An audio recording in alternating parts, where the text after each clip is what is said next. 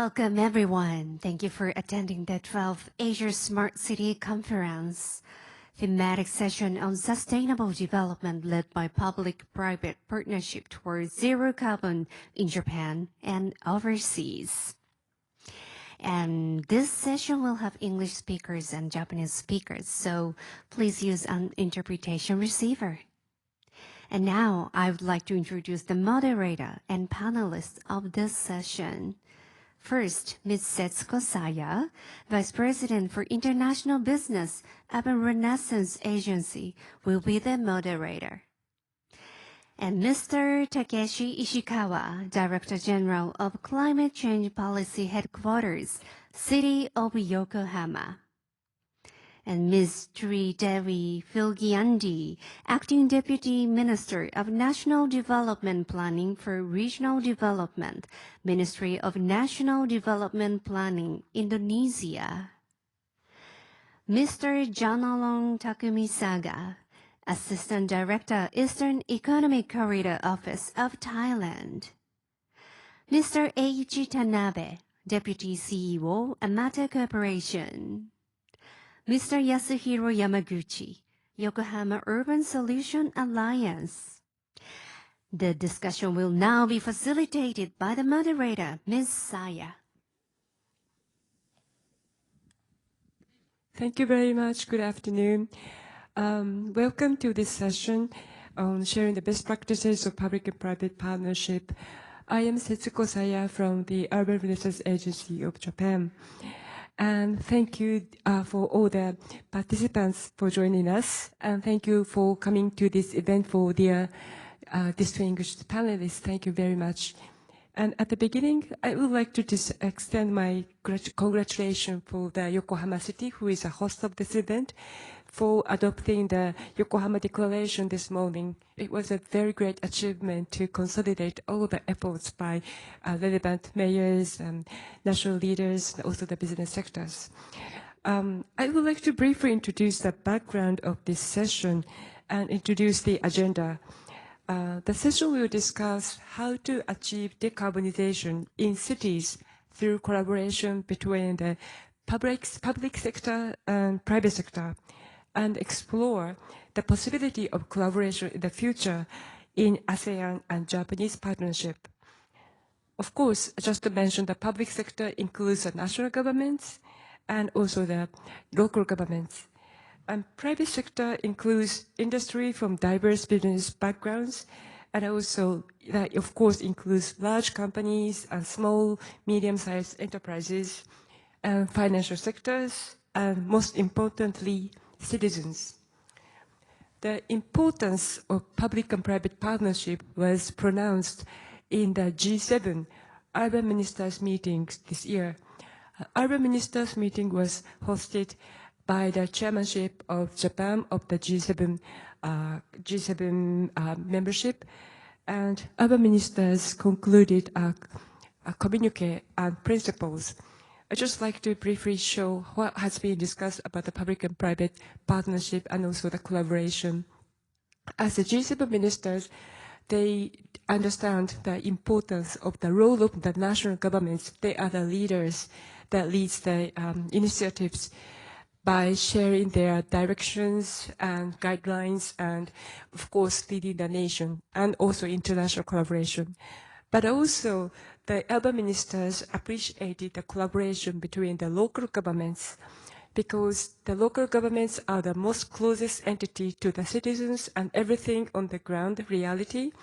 And as we have seen in today's meeting, there are many local leaders which are very, very ambitious, innovative, and committed to climate change, such as the Yokohama City is a very good example, and we have seen also a very good example from the Bangkok governor.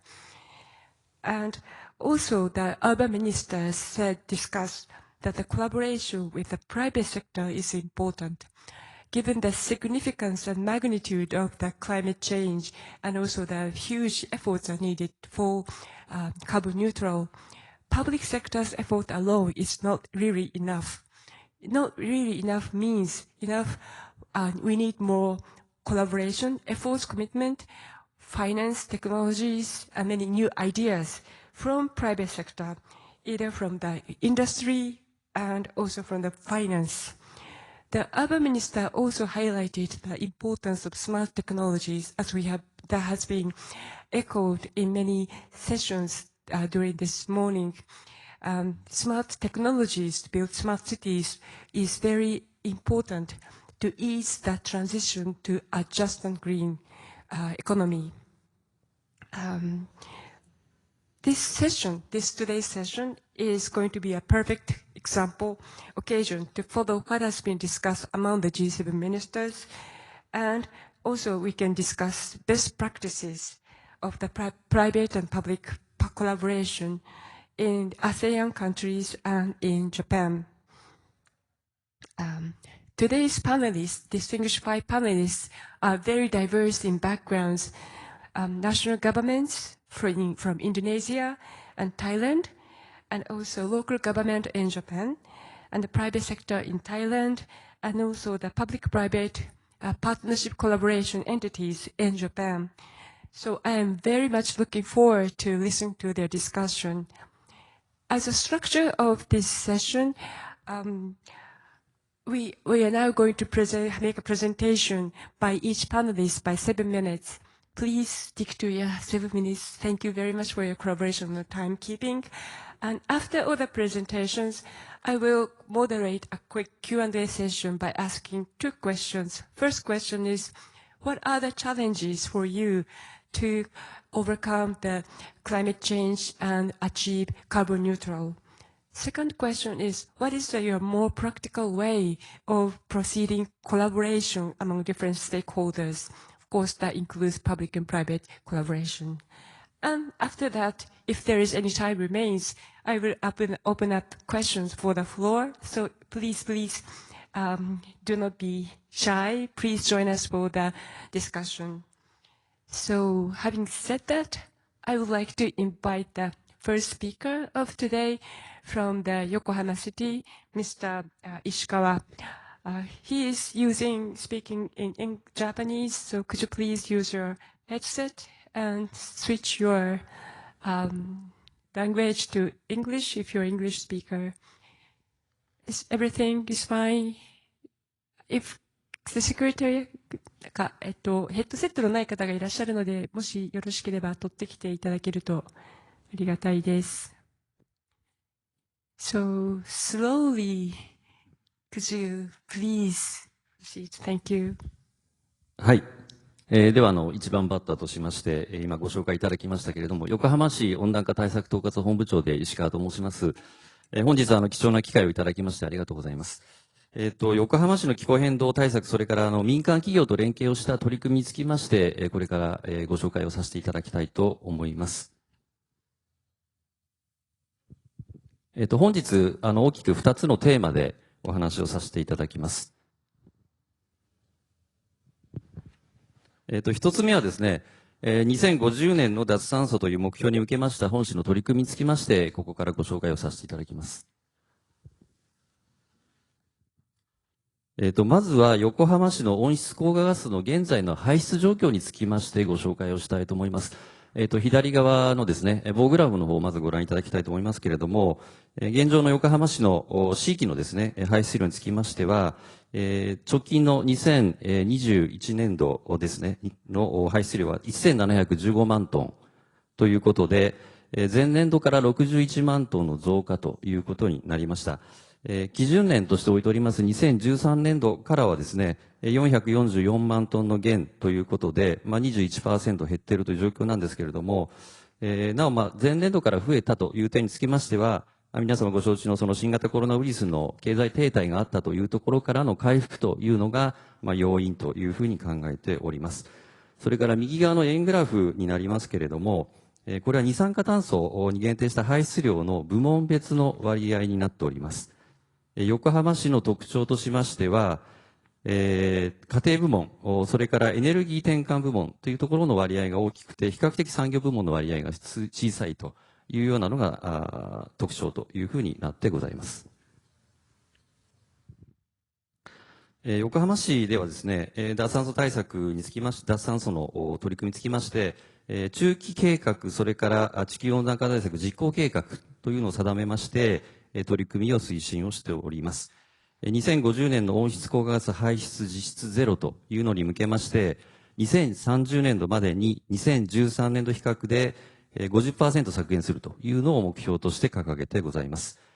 その2050年度 50% 削減に向けましては、人口の、減ですね、今後見込まれる減を除きまして、の影響を除きまして、2019年度の排出量の実績から、681万トンを削減する必要があると。で、その内訳はちょっと黄色、オレンジのところになっておりますけれども、その半分以上を家庭、それからオフィスなどの民生部門で削減する必要があるというふうに考えております。横浜市はいち早く脱炭素化を表明しまして、将来像としましてゼロカーボン横浜2050年までに温室効果ガス実質ゼロを達成し、持続可能な大都市を実現をするというふうに大きく掲げてございます。より良い環境を次世代に引き継いでいく、住み続けたい、子育てしたいというような選ばれる都市を目指して目標達成に向けまして、市民、それから事業者関係団体の皆様と連携しながら取り組みを進めているというところでございます。ではここからですね、脱炭素先行地域ということで具体的なお話をさせていただきたいと思います。まずその脱炭素先行地域でございますけれども、2050年のカーボンニュートラル達成に向けまして、地域脱炭素ロードマップ、これ国の方が定めておりますけれども、その環境省というところが定めておりますが、その公募する地域、エリアということになります。国及び本市が掲げる2050年の脱炭素をより先行してですね、地域の特色を生かしながら、2030年までに脱炭素化に取り組むエリア、地域のことでございます。先行地域の取り組みをモデルとして全国に広げていこうというコンセプトでございまして、2050年よりも前倒して脱炭素化を達成するエリアを目指そうというものでございます。その脱炭素先行地域に選ばれるための要件としまして、2030年度までに達成を目指す取り組み、主に3つございます。民生部門の電力消費に伴う CO2 排出実質ゼロの実現、それから地域特性に応じて電力以外の少なくとも一つ以上の取り組みを実施をすること、それから脱炭素の取り組みに伴う地域課題の解決、それから住民の暮らしの質の向上というような取り組みでございます。で、その令和4年4月になりますけれども、この脱炭素先行地域の第1回目にですね、選ばれた全国26地域の一つに、まさにここ、みなとみらい21地区がですね、選定をされました。提案にあたりましては、横浜市と、それから街づくりを共に進めております一般社団法人、横浜みなとみらい21という団体様と一緒に共同で行ったところでございます。このみなとみらい21地区ですけれども、ご案内の方多いと思いますけれども、まさにオフィス、それから商業施設、住宅に加えまして、大企業を中心とした企業の本社、それから研究開発施設や、それから賑わいの施設としての音楽ホールであるとか、大学、マイス拠点など多様な機能が集積をする、まさに横浜を象徴し、日本を代表するエリアの一つとなっておりますが、当然、そうしますとエネルギーの消費量も大変大きくてですね、市内の業務部門のエネルギー消費量の1割がこのみなとみらい地区からということになっております。ではそれは具体的にですね、どのような取り組みをしていくかということでございますが、まずはですね、徹底した省エネにエリア全体で取り組むということでございます。LED 化が完了していない施設につきまして、国の補助金をしっかり活用しながら LED 化を推進してまいります。それから新たな建築物につきましては、ゼブ化など最大限の省エネルギーへの配慮を求めてまいりたいというふうに考えております。次に、電力の再生可能エネルギーの転換について取り組んでまいります。地域内で屋上等に太陽光パネルが設置できる可能性がある施設におきましては、同じく補助金を活用しながら、新設、増設ということで進めてまいりたいというふうに考えております。ただしですね、地域内は超高層建物が多いということから、太陽光発電設備をですね、後付けで設置するというのはなかなか難しいという現実でございます。そこで地域外で創設した再エネ電気をですね、電力を供給をしていこうという取り組みを合わせて進めております。具体的には、市内の雨水調整池など、市が保有するスペースを最大限活用しまして、そこに設置をした太陽光発電設備から電力をみなとみらい地区に送ろうというような取り組みでございます。次に地域一体となったエネルギーマネジメントによる電力供給能力の創出ということで、こちらの方も取り組んでいるところでございます。続きまして、地域連絡網における熱の低脱炭素化ということで、このエリア、日本最大規模の地域連絡網が入っているということでございますので、今までも省エネに取り組んでおりますけれども、さらに今後は水素など次世代エネルギーの活用なども検討をしながら、エリア全体の脱炭素化に取り組んでいくということでございます。それから廃棄物につきましてもどうしても多く出ますので、そちらの方も、減らしていこうということで具体的な取り組みなども進めているところでございます。最後になりますが、イベントなどの出展を通じまして、みなとみらい21期の集客力、発信力を生かしながらですね、来会者、就業者など多くの市民、事業者の皆様に脱炭素化への行動変容を促していきたいというふうに考えております。以上になりますけれども、こうした取り組みを通じてですね、先進的な都市の脱炭素化事例となるように、みなとみらいを変えていきたいというふうに取り組んでいるところでございます。以上になります。ご清聴いただきましてありがとうございました。Thank you very much, Mr. Ishikawa. I'm very impressed by the Yokohama City's very ambitious target, but you have very specific plans how to achieve it. That was a very interesting challenges, and I also thank you for in your presentations. Thank you for having the citizens in your initiatives. That would be very, very important. Next speaker. I would like to invite Mrs. Vigilante from Bapenas from Indonesia. So floor is yours. Thank you, Miss Saya. So a very good afternoon. I hope you're not that sleepy or after lunch or this afternoon. My name is Virgi. I'm from the Ministry of National Development Planning Indonesia. I'm the acting Deputy Minister for Regional Development. So I'm here. We'll like to share some of our experience or experience in planning the new capital.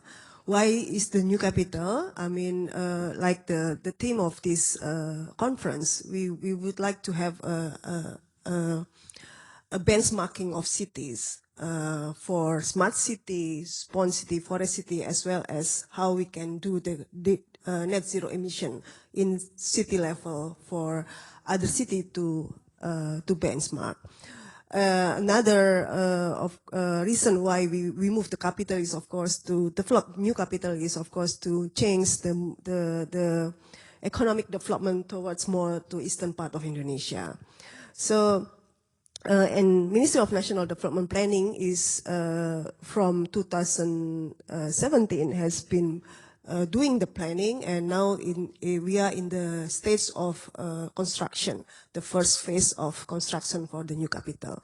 Next, so we hope that we will move for the first phase is next year by June 2024. So the first phase of movement to the new capital will be start next year. Sorry.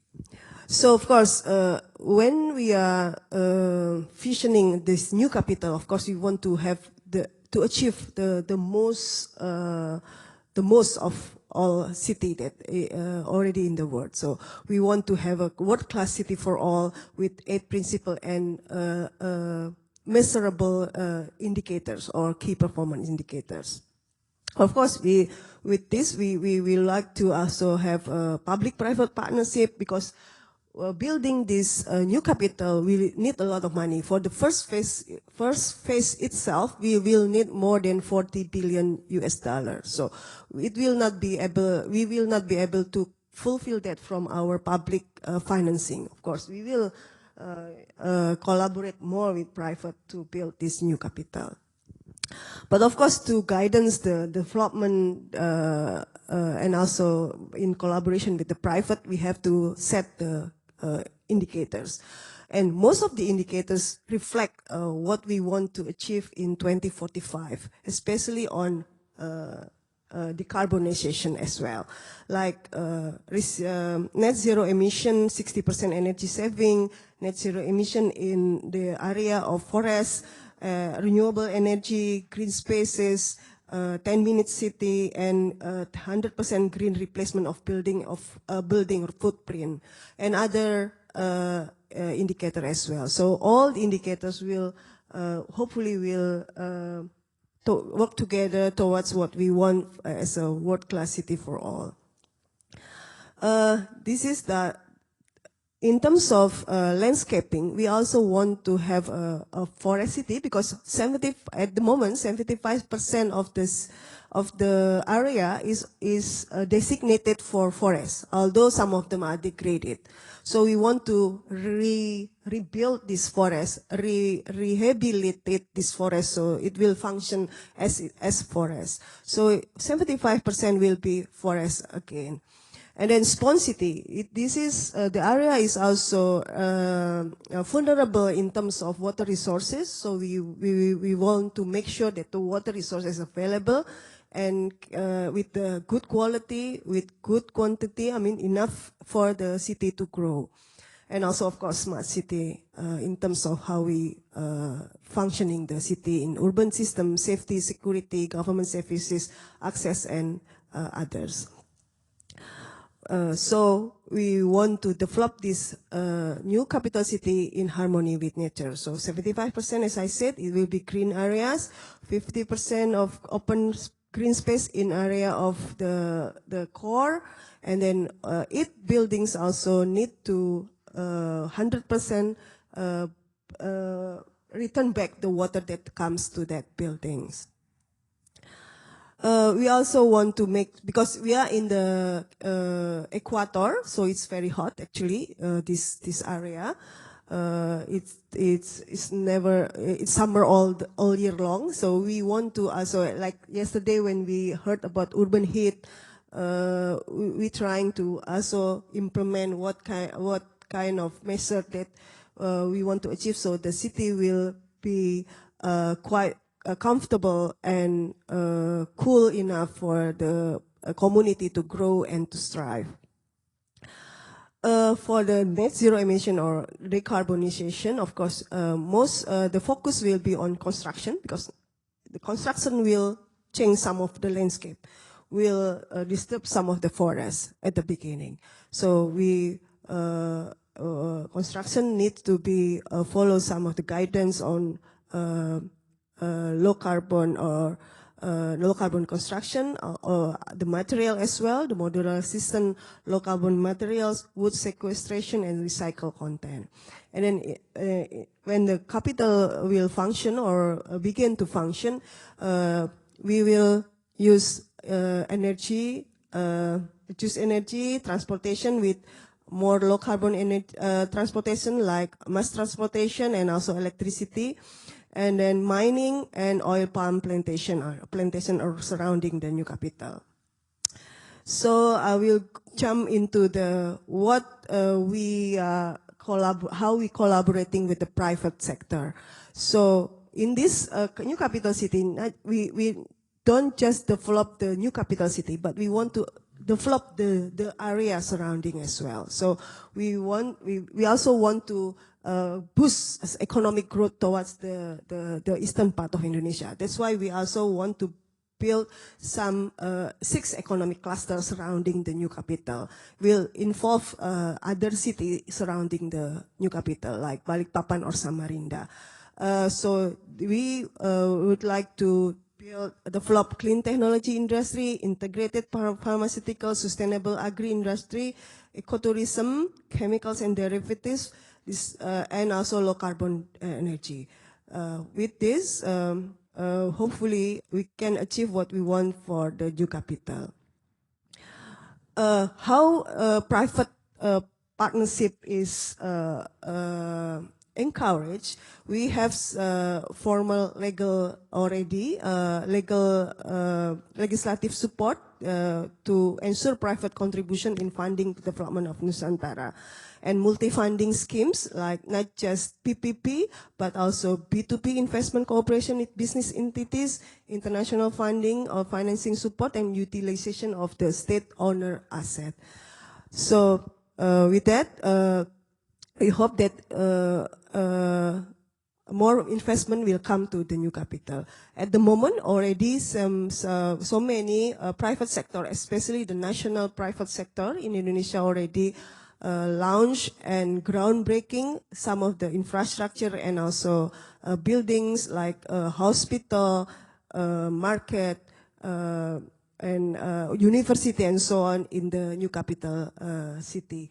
So hopefully we also can attract more international private sector as well to the new capital city for investment in the vision that it will be the world-class city for all in capital. Thank you. Thank you, Mrs. Vigilante. Thank you for bringing up the topic of Nusantara, which is very famous, and I'm sure a lot of audience today have a lot of interest in this project. And thank you for bringing the national government's policy on how to make PPP possible. That's just I'm sure you are planning a very elaborated scheme on tax or planning, and those are very, very important for private sector to decide investment. Thank you very much. Now, I would like to move on to representatives from Thailand EEC, Mr. Takumi Saga, please. Thank you. So, good afternoon. I'm General Takumi Saga from the Eastern Economic Corridor Office of Thailand. So, first of all, thank you so much for having me here. And I am very happy to share you who we are as EEC and why are we capable of making net zero carbon cities happen in our EEC area, and lastly, how we're going to do it. So first of all, you all heard of Bangkok, but then you might never heard or known who's EEC and what is EEC done before. First of all, EEC is a government organization under the Prime Minister of Thailand to support special economic zone to happen in Thailand. So EEC Capital City, we aims to become the sister city of Bangkok, where we have full authority and full control, order of regulation and business facility to support the new growth investor and the new growth of future city. So just to recap, with our cabinet, the Prime Minister of Thailand, one of the key focus of the EEC is that we are highly promote green economy, clean energy, transition, and of course, carbon neutrality. This is because with the EEC mechanism that we equip with, allow these things to be happen. And of course, this is the new city of Thailand that we hope to become the new opportunity for the Thai and of course for the national investor. Just to give you a quick recap, where is EEC? EEC is a continued project of the famous Eastern Seaboard of Thailand, where we look into the area-based development to look into how we can facilitate and upgrade the middle income trap of Thailand. So in here is where we look into how we develop the infrastructure and of course how we prepare this competitiveness for Thailand to meet up with the future market. But the three things that EEC is highly focused is on the physical, which is the area. We highly look into how we can develop area into the area for the future development, and of course, the social development part. Because a smart city will not be a smart city without a smart people for the future. So this is why EEC, we are capable of making this transition and making this new statement of how the EEC capital city become the new benchmark of city in Bangkok, in Thailand. So first of all, EEC, we have a very special authority with our own ACT Act, where we have this full authority to overrule all those existing law that can become constrained in terms of business development in this region. We have a federal ecosystem. We have invested a lot of the people, how we prepare the future citizens of EEC to become the smart city of the future that will be feeding up the industrial pipeline. And lastly, of course, infrastructure, where we have this EEC PPP fast track that allows this facilitation for investors to work into this compound.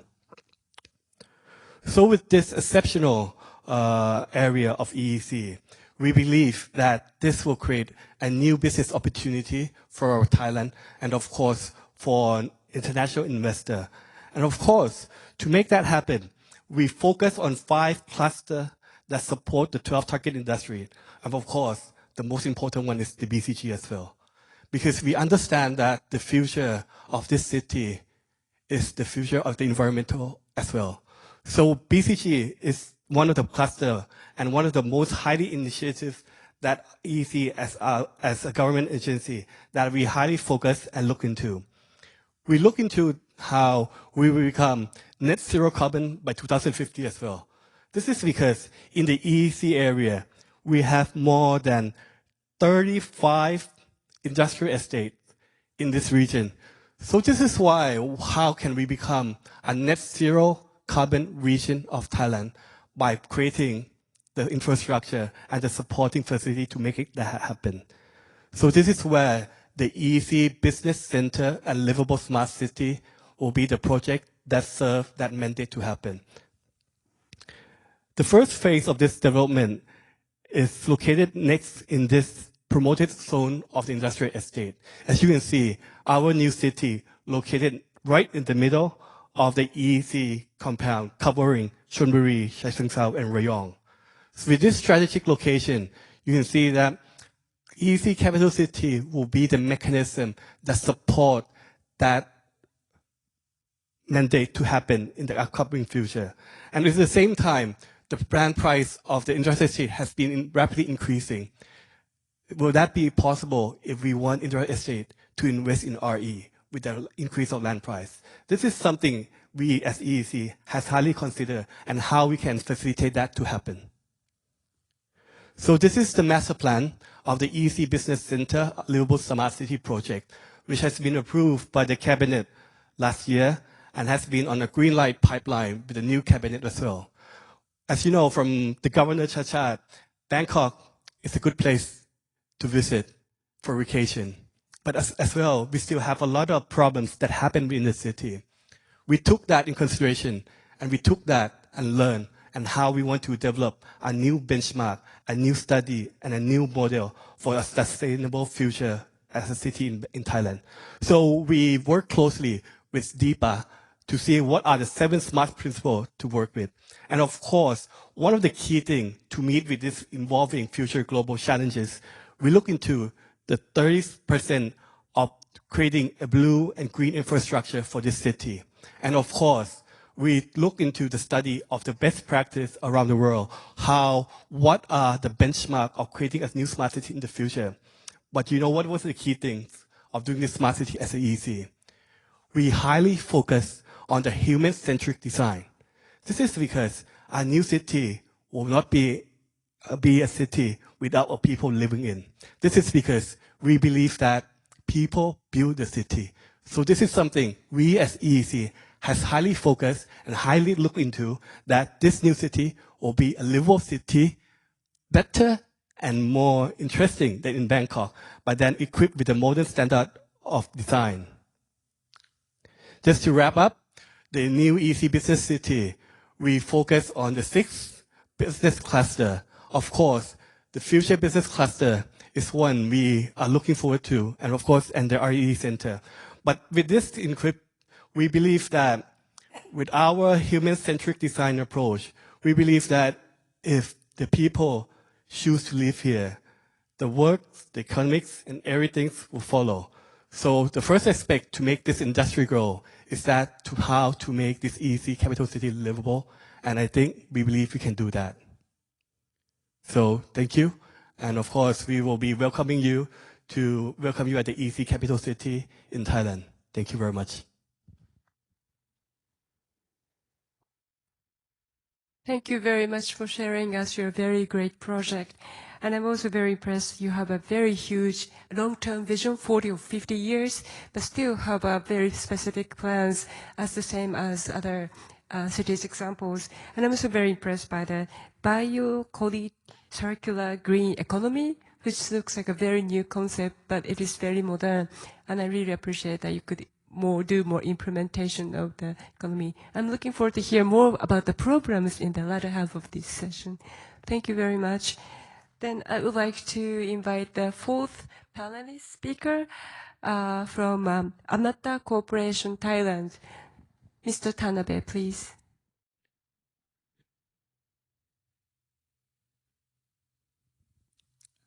Good afternoon. Thank you very much for providing Amata with, this opportunity. First, let me explain briefly about who is Amata.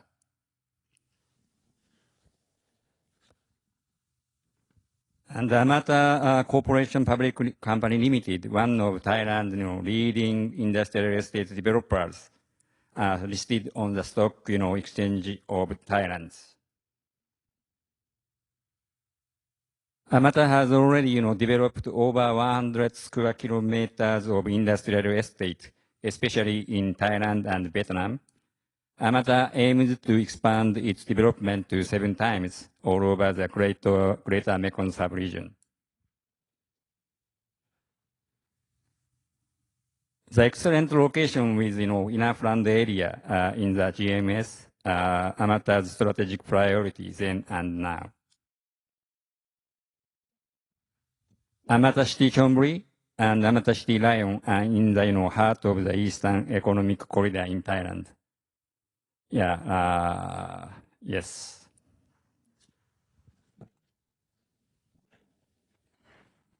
Then, Amata has, changing its business model from being, an industrial estate developer to a leading smart city developer. About 250 hectares of second Yokohama City has been planned as a mixed-use innovation hub at the gateway of Amata City Chonburi, with excellent consultancy by Yokohama Urban Solution Alliance. Amata has secured another about 1,000 hectares of new development area as an international smart zone as well. Hotel Nikko Amata Chonburi started operations in October 2022 within the planned second Yokohama City. And here is the perspective drawings of planned second Yokohama City. Amata has roadmap for second Yokohama City to create a Japanese hub in ASEAN as well. Amata has been operating strictly according to the all-win philosophy, which focuses on creating value for its stakeholders, along with its business growth by implementing corporate sustainability management. Amata has determined to approve the material topics for strategic priorities, which were selected from the critical impact material topics to define the corporate goal. Amata Summit Ready Built Company, a subsidiary of Amata, developed the first LEED Gold certified warehouse and distribution center in Southeast Asia. Amata is well aware of the importance of collaboration among all sectors to jointly reduce the effects of climate change. Amata has 3 key strategies for climate change, namely climate resilient city, carbon neutral city, and climate-related products and services. Amata places the importance of project locations, that will enable long-term business operations, and the result of climate change impact studies are used as one of the key factors in selecting, project locations.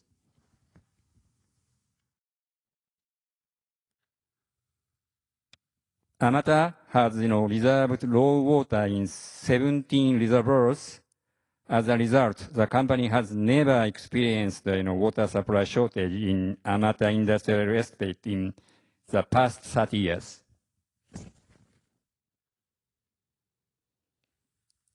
Then, Amata has a strategy to reduce surface water dependence by utilizing treated water based on the zero discharge principle. 57% of the treated water was used to produce high-quality water through the water reclamation system. The remaining treated water was used in the power plants and the green areas at 80% and 50% respectively.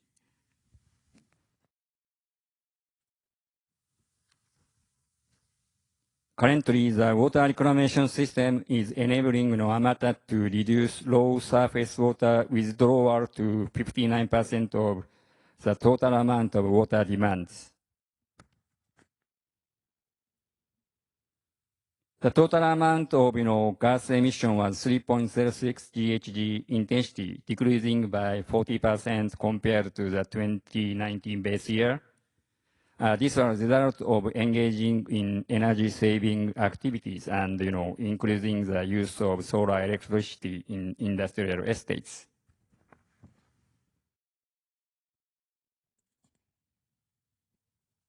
In 2022, Amata managed to separate 10.7% of the recycled waste and 79.3% of waste just can be used for refuse-derived fuel production.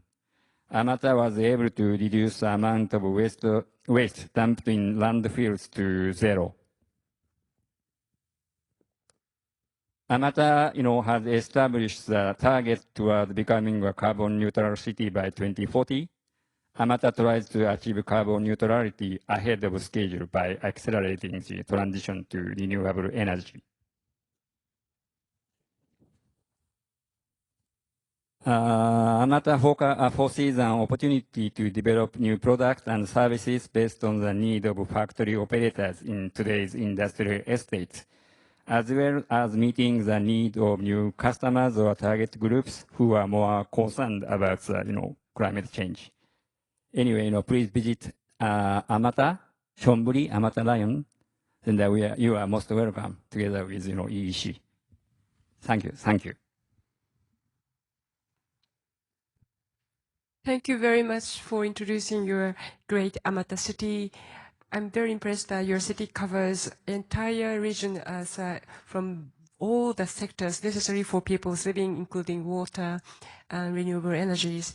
Thank you very much. And the last speakers, sorry for kept you waiting, Mr. Yamaguchi from USA. Please, floor is yours.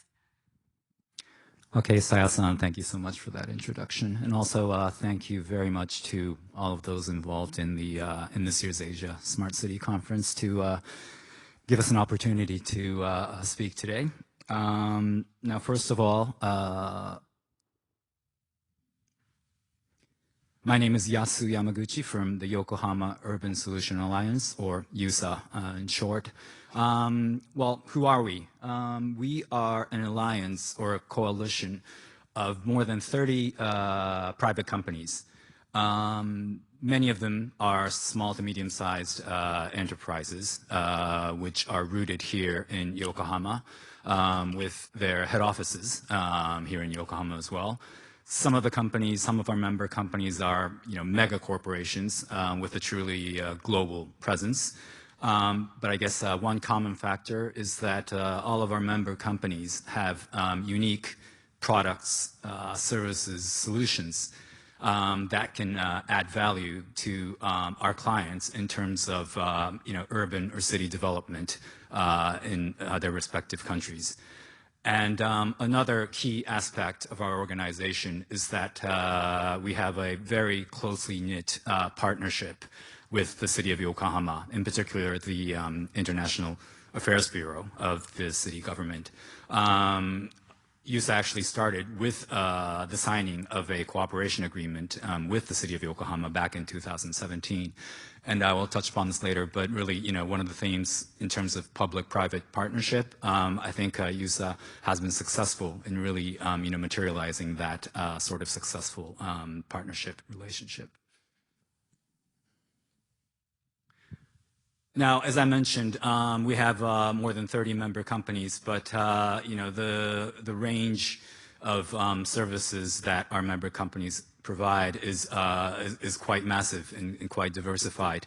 Some of the examples here are shown, but energy, water, disaster prevention, urban development, transportation, waste, healthcare, and also others, which would include, consulting and advisory services, as well as finance. So we really have a truly, diverse and unique portfolio of, strengths that come from our member companies. Now, I would just like to touch upon two examples of, the actual sort of efforts that our member companies have been making in terms of decarbonization here in Yokohama. The first example is Takenaka Corporation. They are one of the leading general construction companies in Japan. And right here is shown on this slide. They were the leading entity that developed the Pacifico North facility here, which we are sitting in today. They installed various decarbonization or carbon neutral green technologies into this building. Some of the examples are given here, but establishing a green rooftop, energy management systems, using actually cardboard in some of the duct systems that are installed here in this building. Obviously solar power generation, daylight control, and also, which is a feature of the whole MinatoMirai district as well, but district heating and cooling is adopted in this building as well. So that's one example.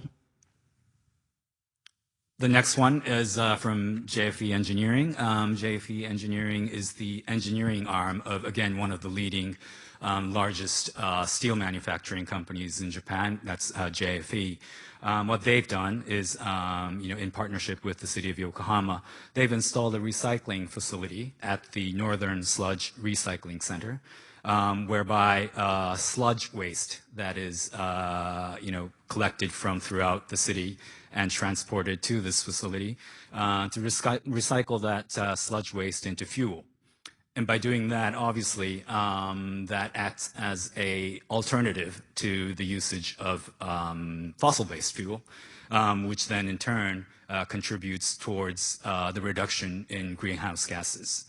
And also another key technology that was adopted by JF Engineering is to recover phosphorus from the sludge as well. So not only do they create fuel, they also recover phosphorus, which can be used as raw material for fertilizer.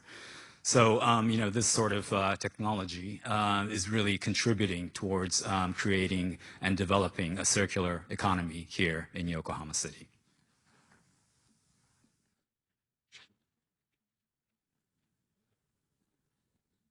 Now, I've just introduced to you who we are, now onto what we do. Right here it says CMAS with city-to-city B2B collaboration. Now I'll touch upon CMAS in the next slide as well, but CMAS stands for City Management as a Service. It is a sort of a concept or a foundation for our business model. But before I go into that, just some, framework or foundation that USA stands upon. I guess you can say traditionally that country to country sort of cooperation used to be at the top, government to government, so bilateral collaboration between the Japanese government and the partner country government, or municipality to municipality, so like here's an example, city of Yokohama to another city in the partner country, or private to private, which is at the bottom. So in our case, it would be the individual USA member companies and the private sector in the private countries, for example, Amata. What we aim to do really is to integrate especially the bottom half. So really bring together the know-how and expertise of both the city of Yokohama, so the municipal government, and the private sector, so that we can provide packaged integrated solutions to our clients overseas. And because obviously the city of Yokohama being one of the the biggest municipal governments here in Japan, we can also leverage their ties with the national government. So also bringing in the resources, the financing, the technological sort of support that we can bring in from the Japanese government to for the benefit of our clients overseas. Now, city management as a service, or CMAS as we call it, what this is, well, because of the fact that we have a partnership with the city of Yokohama and we have such a wide range of, unique products, services that we can provide to our clients. We believe we are capable of providing integrated services throughout the whole city planning and operation value chain. What that means is when one wants to develop a city, I mean, you have to start at the very left, which is building creating a concept master plan, going on to, organizing investors, then creating detailed plans and guidelines, and then comes the actual development of the infrastructure, followed by building the facilities on top of that land. And not ending there, once the city is there and people start living in that city, there's ongoing city operation management to ensure that the city evolves and there's continuous value creation within that city. Now, because of the unique setup that I've been explaining, we believe that we can provide value-added services to our clients throughout this whole value chain across the various fields that I've mentioned before. Now, I won't be able to show this to you real time now, but we do have a short video. So if you're interested in learning more about our concept of city management as a service, I guess the quickest way is just go online and access YouTube. And if you could just type in CMAS Yokohama, this video will come up. So please, in your own time, if you're interested, take a look at our video on CMAS. Now, just a few examples of what we have actually done overseas. And as Mr. Tanabe just mentioned before, we were privileged to assist Amata in creating their master plan for the Gateway area, which is, their premier real estate within their Chonburi industrial estate.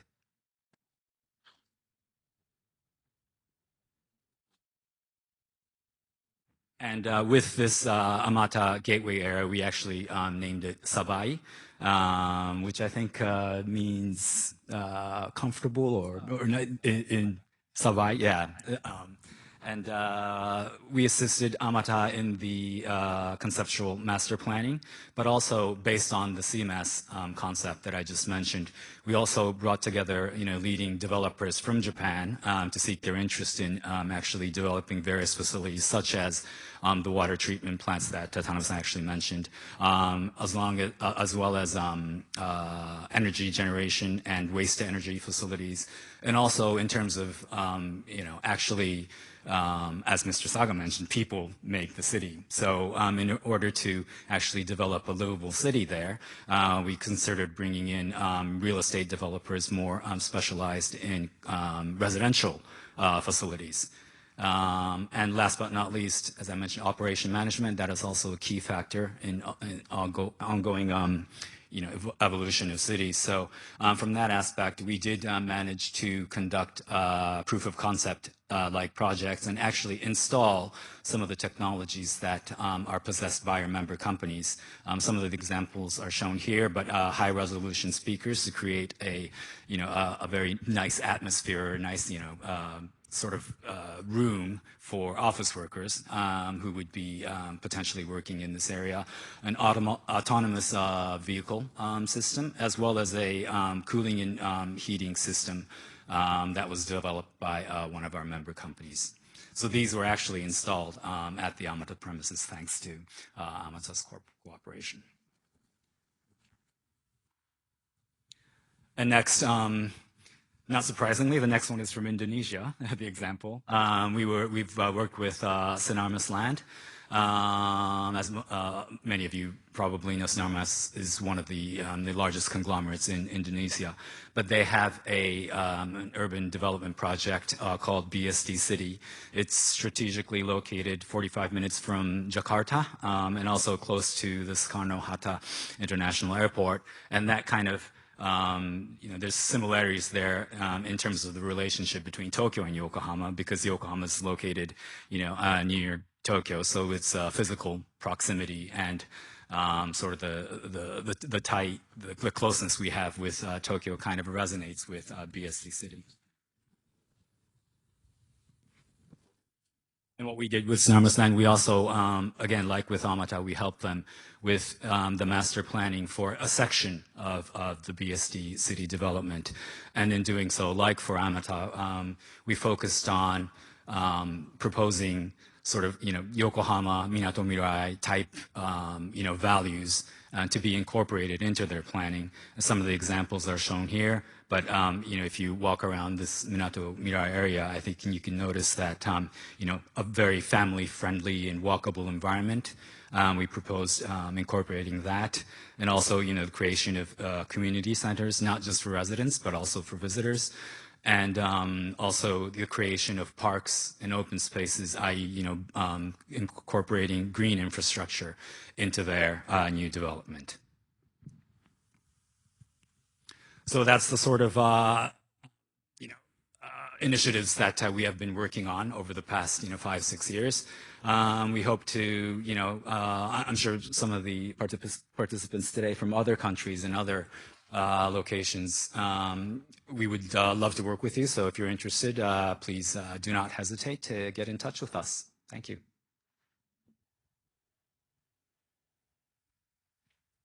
Thank you very much for sharing your great experience of international cooperation between city to city and also business to business. I'm sure that the concept of CMAS is very important. That covers not only from the concept and planning stage, but covers the operation and management stage, which is important for most of the cities. Most of the cities are in operation and management stage. Thank you very much, and thank you for keeping your time. Thank you very much for a great presentation. For the remaining time, I would like to conduct our Q&A sessions, first among the panelists. And I'm asking the first question, maybe in the same order of the presentation before. So my first question is, what were the challenges, what were the difficulties of achieving those innovative targets, or even what are the difficulties of having consensus on such big target among the citizens and also among your business sectors in your cities? So first speaker, he was speaking in Japanese, so could you please put your headset and please. はい。はい。先ほど港未来の取り組みをご紹介させていただきましたけれども、課題といいますと、やはりこういう規制市街地になりますので、プレイヤー、ステークホルダーの方、たくさんすでに存在していらっしゃる方々が、の合意形成ですね。同じ方向を向いてビジョンを持って、脱炭素という方向性に向かっていくには、合意形成が必要になりますけれども、それをいかに作り上げていくかというところが、まず最初の大きな課題になったというところでございます。ご覧いただいて、港未来、対象となるのが約64の施設いらっしゃいます。オーナーさんもそれだけいらっしゃって、テナントもその中にたくさん入っていらっしゃるという中で、脱炭素という新しい価値に向けて、同じ方向に向かって進んでいくというところの合意形成をまず図るというところが最初の大きな課題になったというところでございます。横浜市、港未来については、街づくりという、がもうかねてから進めてまいりましたので、そのような素地の中で、その課題を解決していこうということが、できやすい環境が一つあったかなというふうに思いますけれども、新しく、その先を見据えた動きを進めていく上では、それをどういうふうに作っていくかというところが最初の課題だったというふうに認識しています。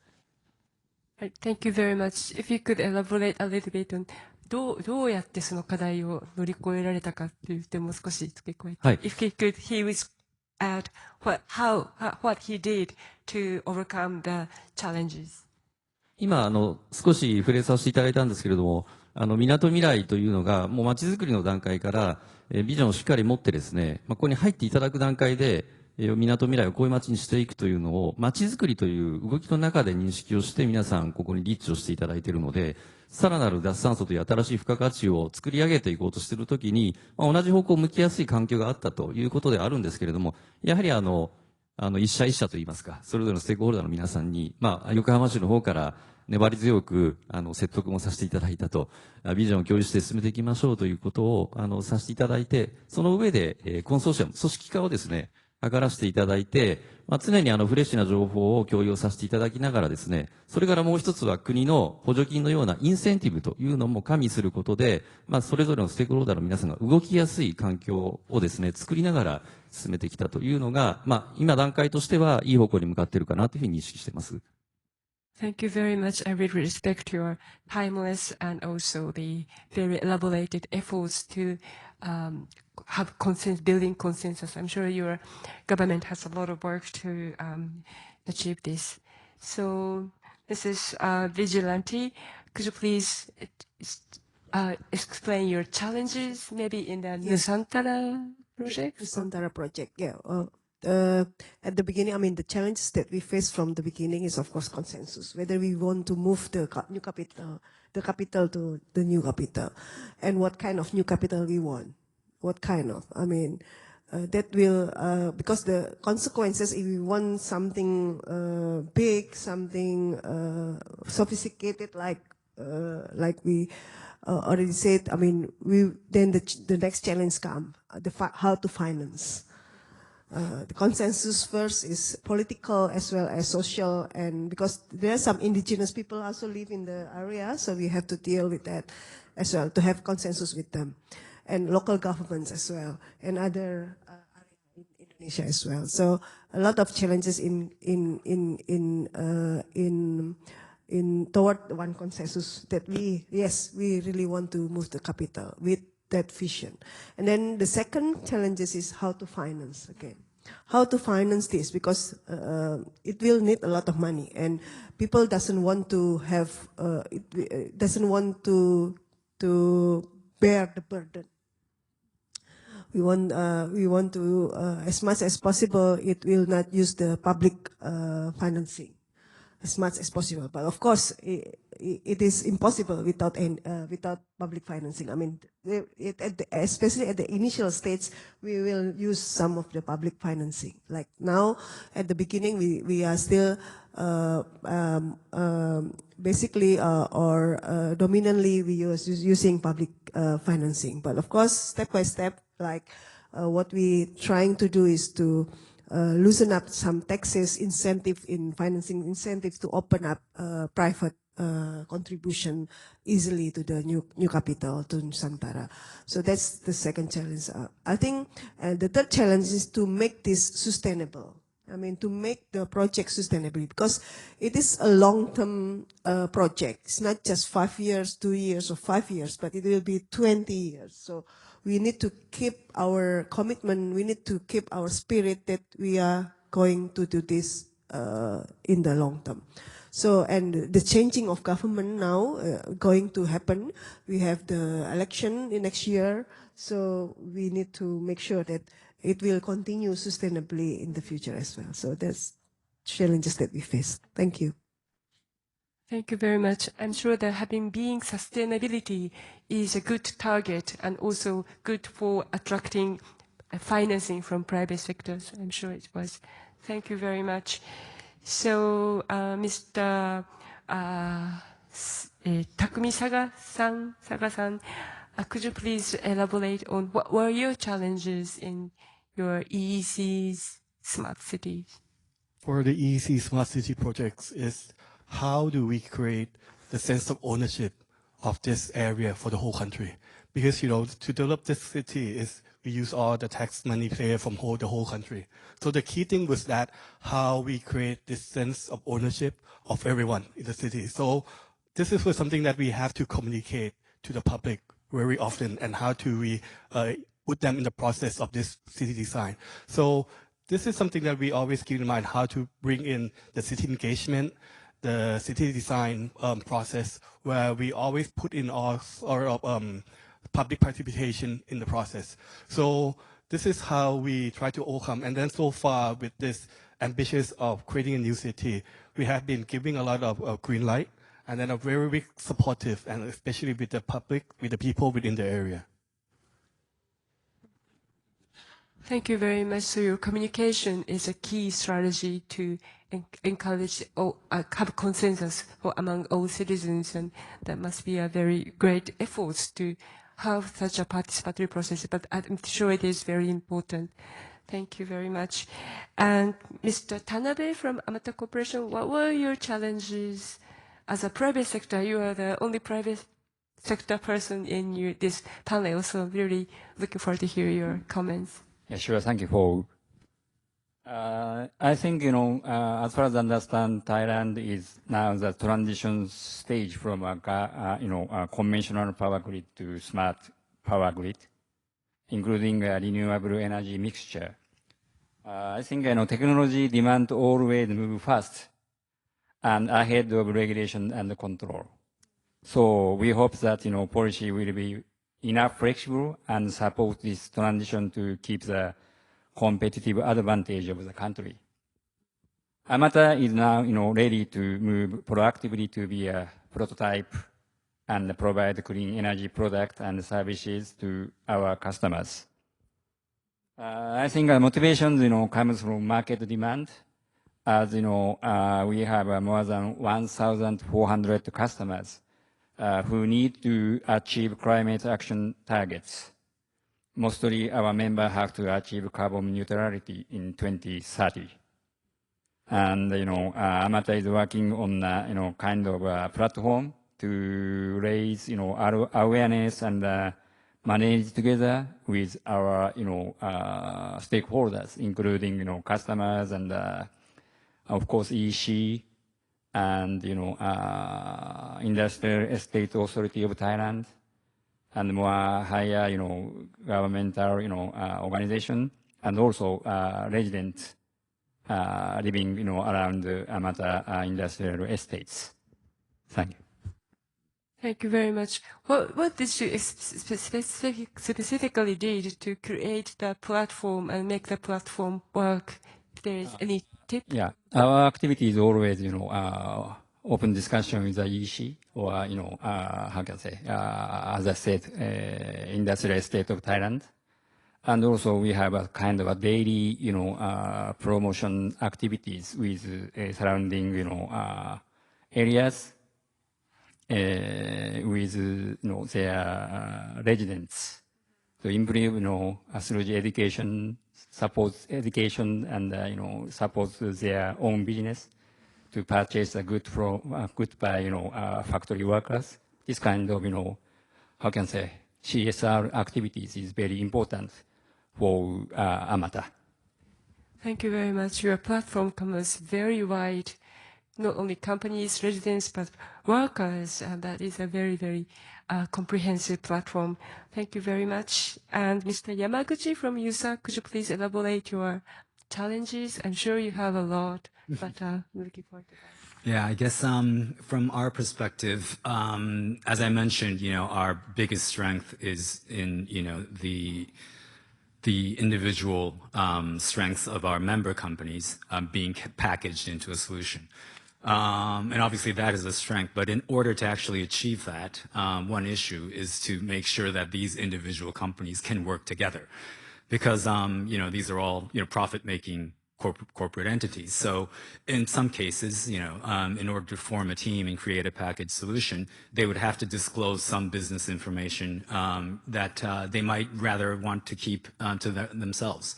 So from that perspective, one sort of organizational effort that we're making is to, within USA, we have subcommittees. So like a waste management subcommittee or energy management subcommittees, and we have regular meetings whereby each of these companies in that sector get together, and so that we have at least a means to communicate more closely with each other and try to build that sort of team atmosphere, so that we can really work truly as Team Yokohama and not just as a group of separate companies. And also, on a similar sort of note, we also need to make sure that we don't push the Yokohama solution or push the Yokohama model to our clients too strongly, because obviously it needs to be adapted. There are specific needs, situations, specific, surrounding environments within the surroundings of our clients that we need to adapt to.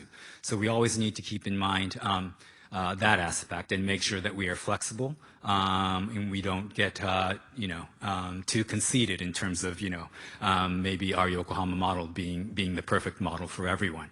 And last but not least, also in terms of there can be potential conflict between the visions of the public sector, i.e. in our case, the city of Yokohama, and the private sector, our member companies, because obviously the public sector or the city government tend to think more longer term, and their goal is really to provide good public service.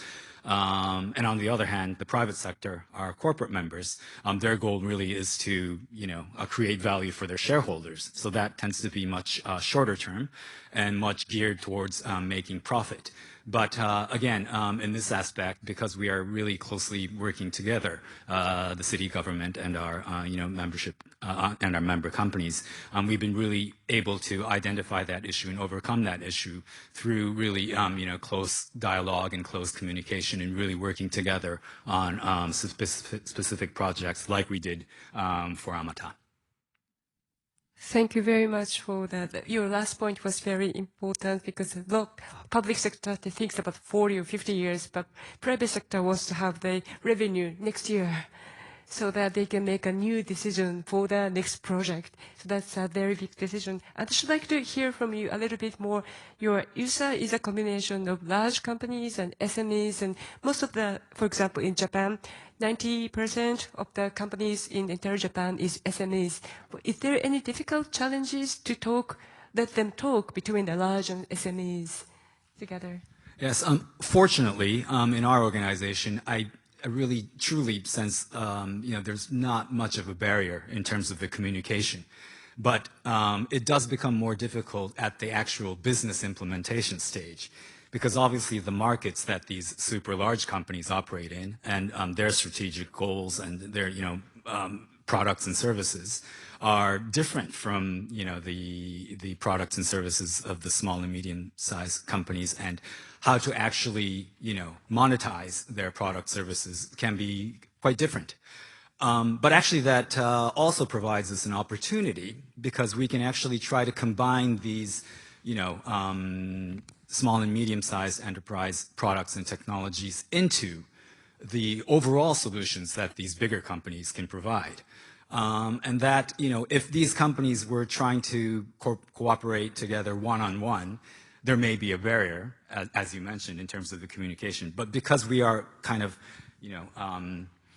we have this USA and Yokohama City kind of, integrated organization, that communication tends to be much smoother and tends to be much open.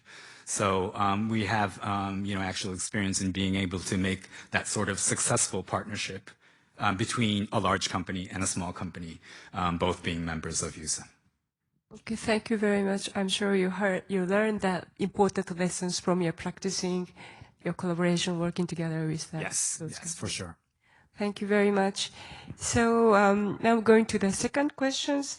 Second question is about the topic of the session, collaboration. How to implement, realize collaboration. We often say let's collaborate, but in what way can we actually collaborate? So I'm going to ask the questions to each panelist, but just for your kind of mental preparation, I just take in the different order. Mr. Tanabe first, Mr. Yamaguchi second, Mr. Triway Vigilante the third, and Mr. Ishikawa fourth, and Takumi Saga-san for the last speakers for that. So I would ask first to Mr. Tanabe, since you're private companies, and also I notice that you're working with not only Thailand, but also surrounding other ASEAN countries.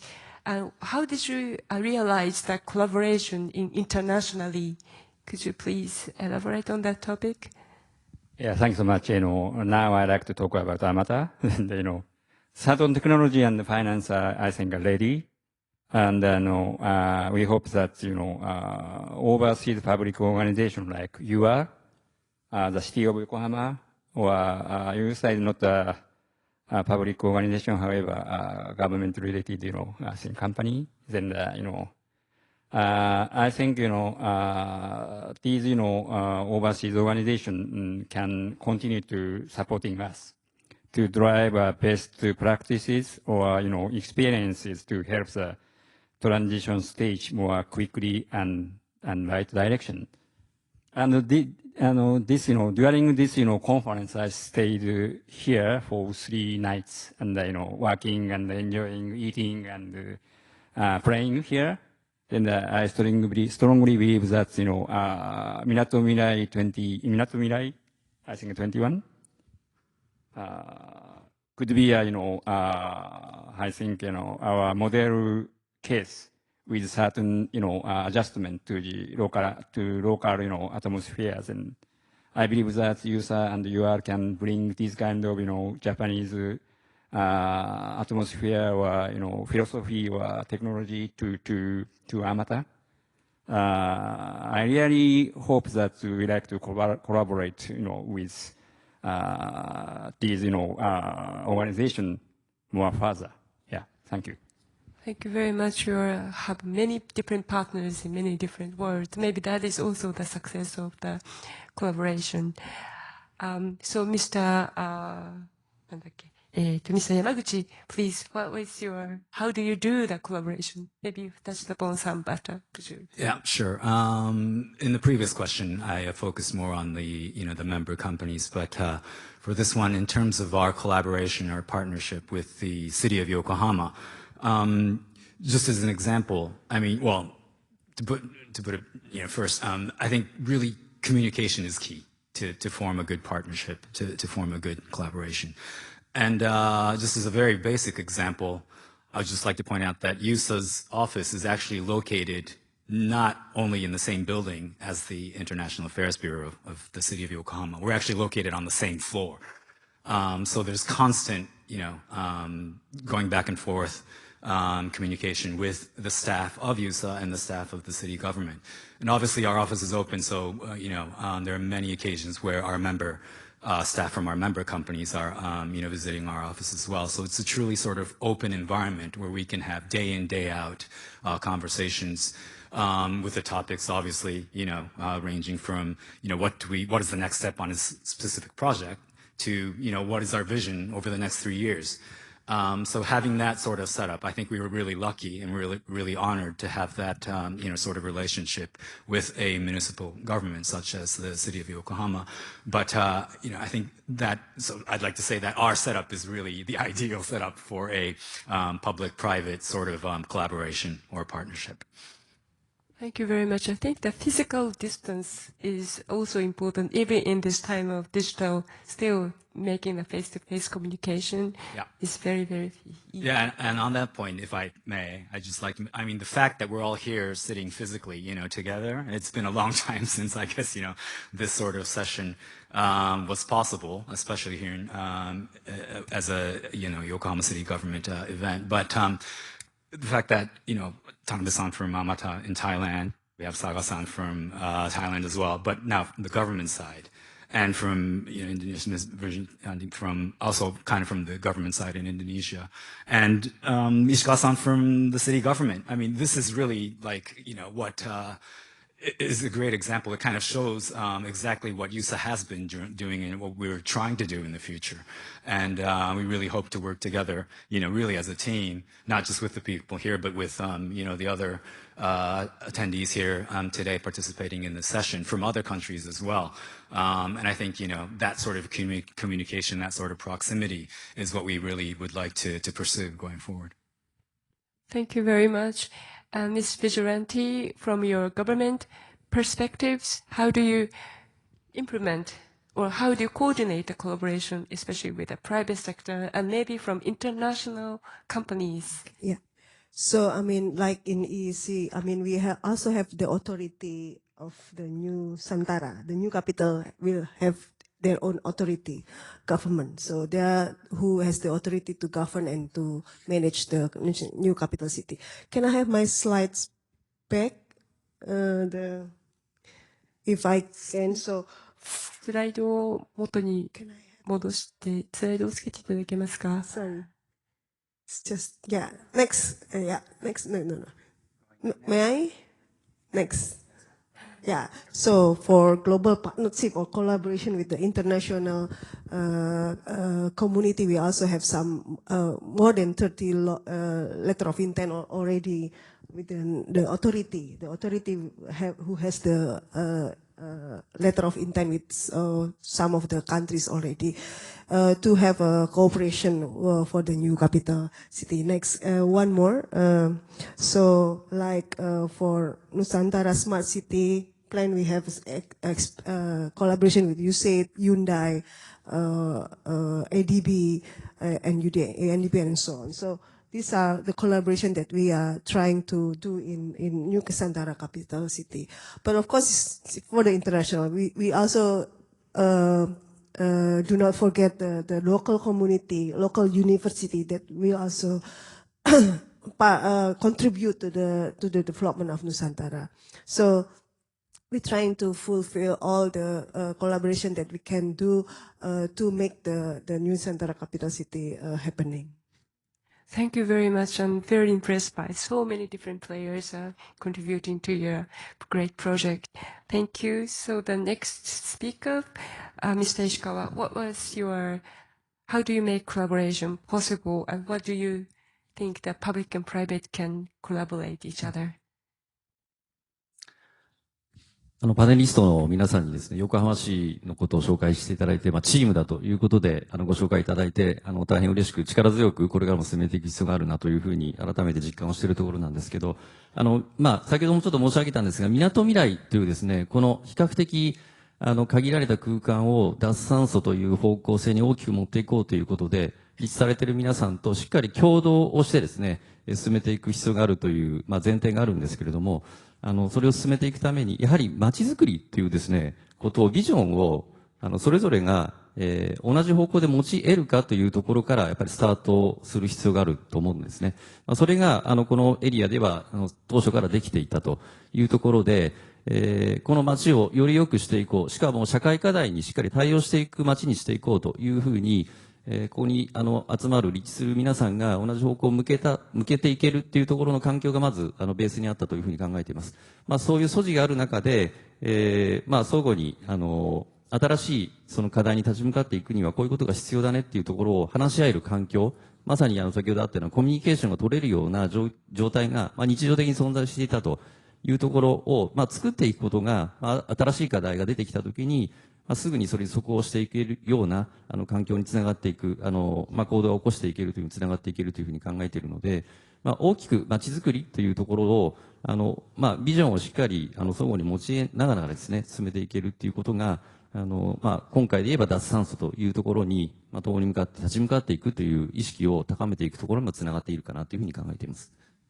Thank you very much. I've been hearing from your speech. I thought that contents of the vision itself is important, but also the process of building the vision is also very important to have enhanced communication and in the participatory processes, and that will make that vision very strong and committable. Thank you very much. For the last, Mr.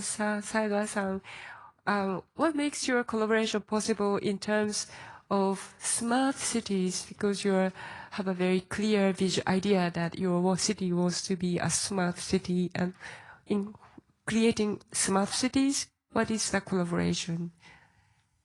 For EEC, we all started off with the EEC officer by ourselves, because one of the things before we starting to collaborate with new partnership, we have to have this design thinking mindset of collaboration in our DNA. So I think one of the key things that as an EEC staff, we always believe in that we don't know that much about city, but we can learn from others and make our city better as well. So that's the key things that we have to have this mindset first, to believe that new city are always learning, and then there's endless knowledge of city, and no one ever built a city in a lifetime.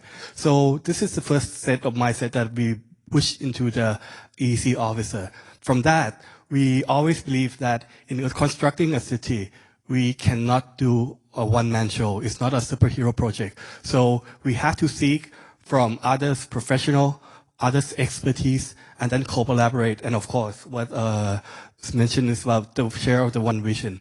As an EC, we always believe that we want to create place for a future opportunity for Thailand, and of course for the national interest, and of course the public interest. So I think this is the key things that we have in as a DNA, where we seek to learn and we collaborate to make something better with other people. Okay, thank you very much. I think you are very humble to understand your capability. You don't know much about the city, so why not ask the local people that the knowledge exists at the local level? I think this is a very, very humble but very great attitude.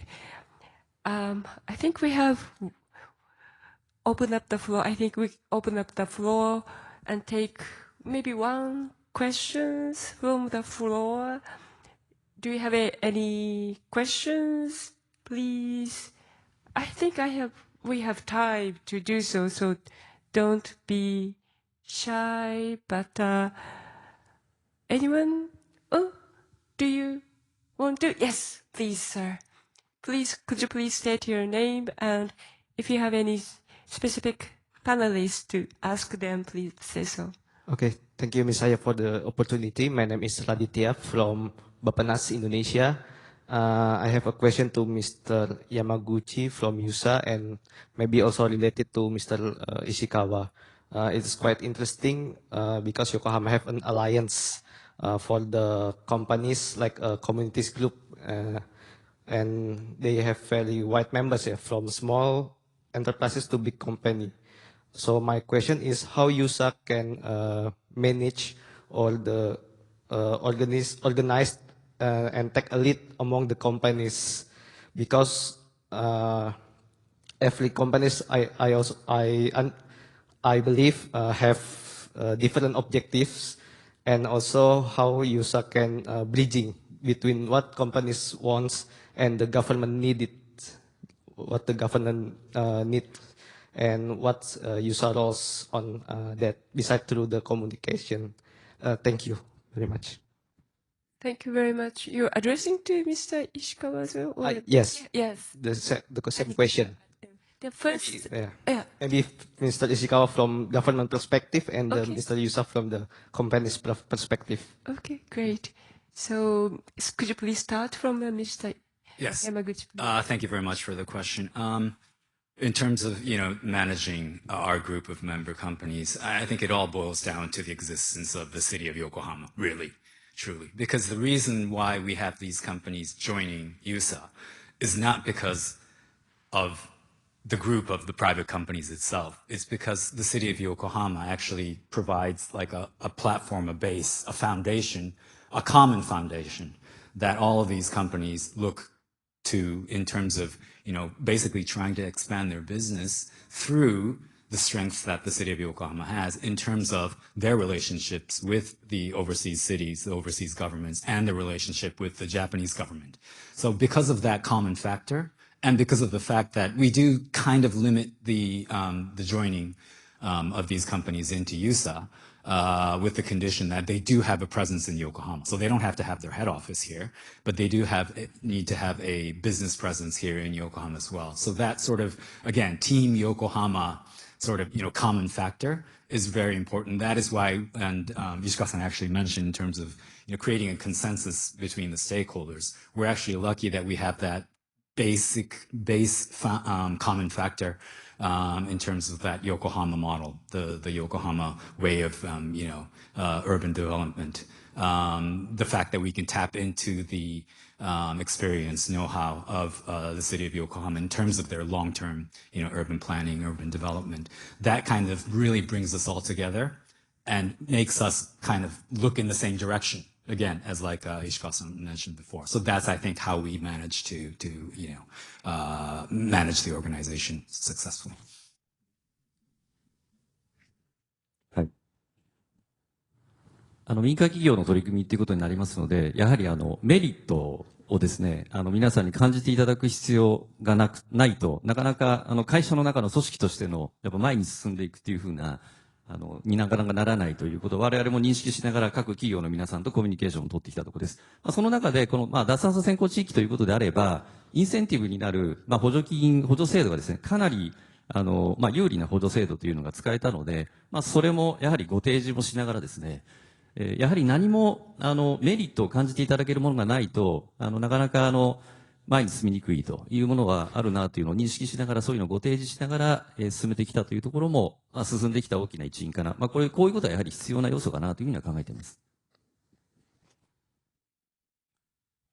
Thank you very much. Thank you so much. Maybe we have only 1 minute left, and thank you. I would like just to conclude this session by giving 5 areas what I learned from the great presentation, how to make public-private partnership successful. First tip is many times repeated visions. We need to have a very clear vision, long-term vision, but to build the vision, the communication among the stakeholders, including the citizens and private companies, are very important, and that process has to be very, very carefully designed. Second, finance. It is a common challenge, and maybe this is the ultimate challenge to make carbon neutral. But I think the public sector described about the planning system, how to make urban development, and tax incentives, subsidies, and those financial incentives are very important, especially such as Nusantara is providing huge amount of public spending for the initial stage. Maybe to lead the big project, initial step by the public sector in terms of finance is going to be very important. But of course, the third element, the private sector's investment is also be encouraged, maybe following that's why the collaboration with the public-private is necessary. The private sector needs to monetize the projects and make the revenue relatively in a shorter term, but they think, that's my hope, the private sector can see the carbon neutral as an engine of new growth. It is not a burden or an obligation, but that is a new source that people or citizens or the country can survive in the next century or next decades. And there are many ideas in the companies, including SMEs. They are very niche, but very important technologies or ideas can be integrated into a large-scale project so that their technology could be the real source for carbon neutral. And fourth is also repeated, platform for communication, platform among many different stakeholders that includes citizens and private sector and public sector, and maybe international players such as maybe the international banks, institutions, and those communication network is very, very hard to be maintained. But thanks to this session and thanks to this Agile Smart City conference, we were able to create a platform. Fifth final element is maybe we should go internationally. Public-private cooperation partnership can be made not only domestically, but also internationally. There are many resources of knowledge, finance in other countries. There are best practices from the MinatoMirai was repeated for many times as a really good benchmark to build carbon neutral cities in overseas countries. So thank you very much. I learned a lot. And please join me for giving big hands for the great panelists. And thank you for coming to this session. Thank you very much.